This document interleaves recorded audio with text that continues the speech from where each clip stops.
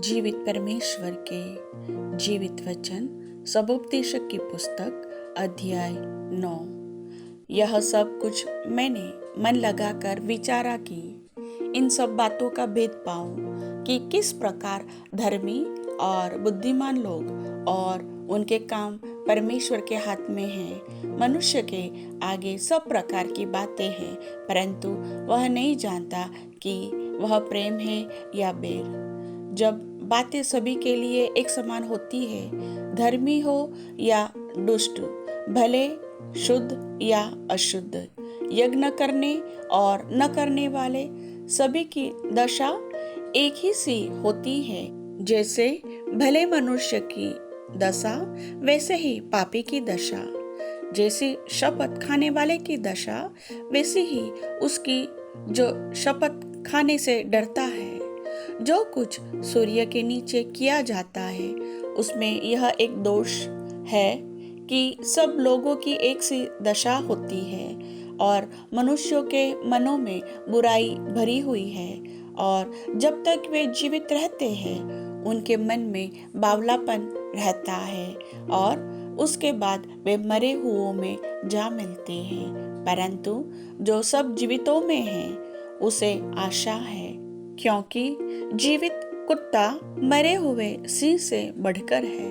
क्योंकि जीवते तो इतना जानते हैं कि वे मरेंगे, परंतु मरे हुए कुछ भी नहीं जानते और न उनको कुछ और बदला मिल सकता है, क्योंकि उनका स्मरण मिट गया है।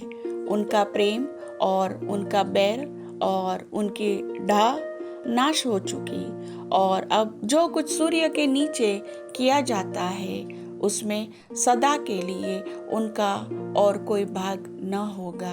अपने मार्ग पर चला जा, अपनी रोटी आनंद से खाया कर और मन में सुख मानकर अपना दाख मधु पिया कर, क्योंकि परमेश्वर तेरे कामों से प्रसन्न हो चुका है।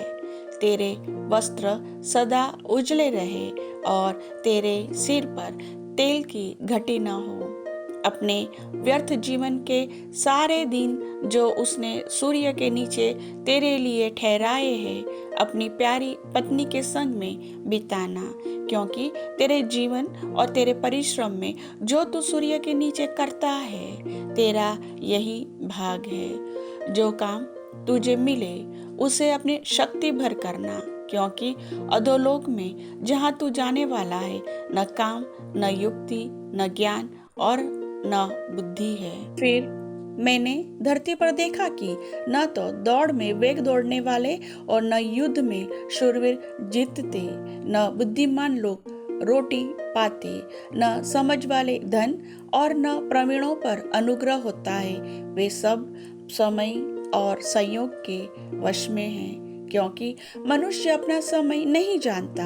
जैसे मछलियाँ दुखदाई जल में और चिड़िए फंदे में फंसती है, वैसे ही मनुष्य दुखदाई समय में जो उन पर अचानक आ पड़ता है फंस जाते हैं। मैंने सूर्य के नीचे इस प्रकार की बुद्धि की बात भी देखी है जो मुझे बड़ी जान पड़ी।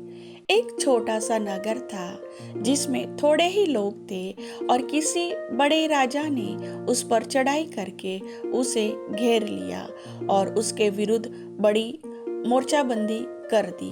परंतु उसमें एक दरिद्र बुद्धिमान पुरुष पाया गया और उसने उस नगर को अपनी बुद्धि के द्वारा बचाया। तो भी किसी ने उस दरिद्र पुरुष का स्मरण न रखा। तब मैंने कहा, यद्यपि दरिद्र की बुद्धि तुच्छ समझी जाती है और उसका वचन कोई नहीं सुनता, तो भी पराक्रम से बुद्धि उत्तम है।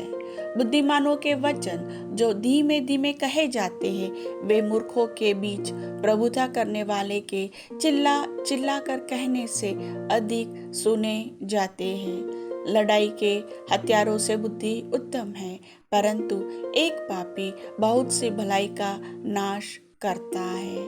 प्रभु वचन के सुनने वाले सभी भाई बहनों को आशीष दे। आमीन।